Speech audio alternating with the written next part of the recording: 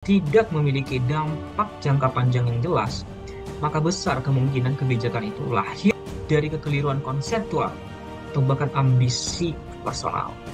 Mari kita fokus pada substansi. Kebijakan Gubernur Jawa Barat, Deddy Mulyadi, akan menaikkan jumlah siswa per kelas dari 36 menjadi 50 orang. Dan ini dinyatakan sebagai langkah efisiensi. Namun pertanyaannya, efisiensi ini untuk siapa? Untuk rakyat kah? Atau hanya untuk efisiensi laporan kinerja? Seorang pemimpin boleh punya visi besar, tapi jika tidak memahami tujuan dasar dari kebijakan, maka visinya akan menjadi racun bagi masa depan bangsa.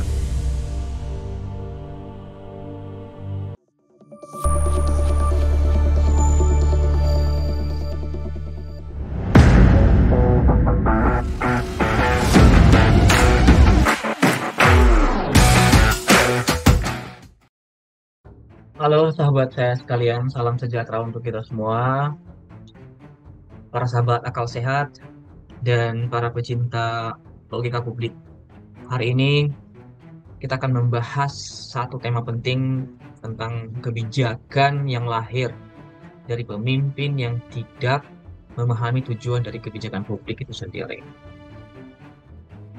Banyak orang berpikir bahwa selama kebijakan dibuat dengan niat baik, maka ia sah dan boleh untuk dijalankan. Tapi sayangnya, dunia nyata tidak sesederhana itu, teman-teman. Apalagi ketika kebijakan itu menyangkut pada masa depan pendidikan anak-anak bangsa.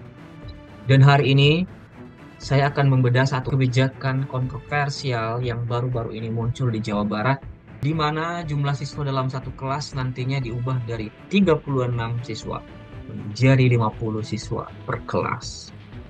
Kita akan menelaah apakah ini kebijakan rasional atau justru kebijakan yang hanya sekedar pencitraan.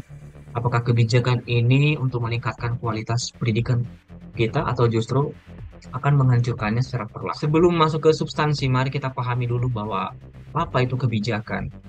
Menurut Thomas Dye, public policy is whatever government choose to do or not to do. Jadi kebijakan bukan hanya sekedar peraturan. Ia adalah alat intervensi negara terhadap kehidupan warganya. Dan dalam dunia akademik, kita mengenal 3 prinsip utama dari kebijakan publik yang baik. Yang pertama, apakah itu dibuat berdasarkan kebutuhan real dari masyarakat?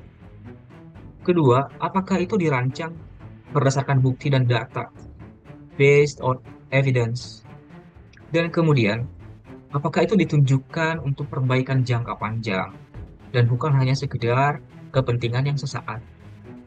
Nah, jika sebuah kebijakan tidak menjawab kebutuhan nyata, tidak berbasis data, tidak memiliki dampak jangka panjang yang jelas, maka besar kemungkinan kebijakan itu lahir dari kekeliruan konseptual atau bahkan ambisi personal. Mari kita fokus pada substansi. Kebijakan Gubernur Jawa Barat, Deddy Mulyadi, akan menaikkan jumlah siswa per kelas dari 36 menjadi 50 orang. Dan ini dinyatakan sebagai langkah efisiensi. Namun pertanyaannya, efisiensi ini untuk siapa? Untuk rakyat kah? Atau hanya untuk efisiensi laporan kinerja? Dalam prinsip pedagogi modern, jumlah ideal siswa per kelas itu menurut UNESCO adalah 20-30 siswa untuk pendidikan dasar dan menengah. Negara-negara dengan sistem pendidikan terbaik misalnya seperti Finlandia, di situ hanya 20 siswa per kelas. Kemudian Korea Selatan hanya 25-30 per kelas. Dan paling dekat adalah Singapura, hanya 30 siswa per kelas dan itu dibantu oleh 2 orang guru di kelas. Jadi ketika kita memilih untuk menambah jumlah siswa hingga 50 orang per kelas, maka kita tidak hanya mundur dari praktik internasional yang selama ini sudah terbukti lebih baik, tapi kita juga berpotensi merusak kualitas pendidikan secara struktural. Kita lihat apa dampak dari kebijakan itu. Baik dampak terhadap siswa, terhadap guru, dan dampaknya terhadap sistem kita hari ini. Dampaknya terhadap siswa. Pertama, kelas yang terlalu besar akan mengurangi perhatian individual yang bisa diberikan oleh guru kepada setiap siswa. Kemudian terjadi penurunan interaksi personal yang hal ini akan menghambat pemahaman materi secara menyeluruh.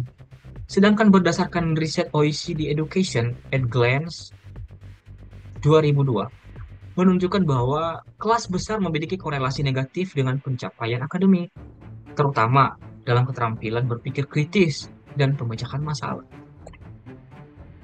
Lalu kita lihat dampaknya terhadap guru-guru. Guru-guru pasti akan mengalami kesulitan untuk melakukan assessment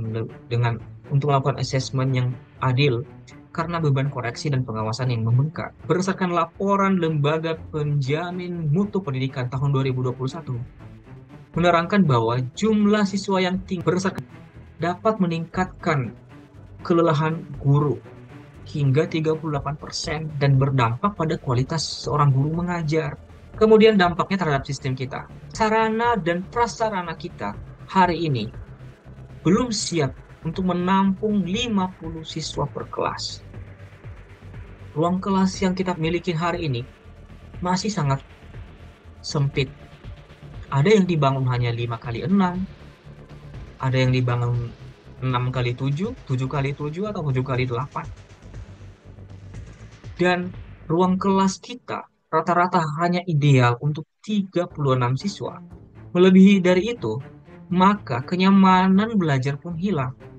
Kita harus jujur bahwa Indonesia berada di tingkat 62 dari 81 negara dalam hasil PISA 2022. Mayoritas siswa Indonesia belum mencapai kemampuan literasi dan numerasi dasar. Kita seharusnya meningkatkan kualitas, bukan menambah beban. Ketika negara-negara lain mengurangi ukuran kelas demi meningkatkan efektivitas pembelajaran, tapi kita kok justru malah menambah.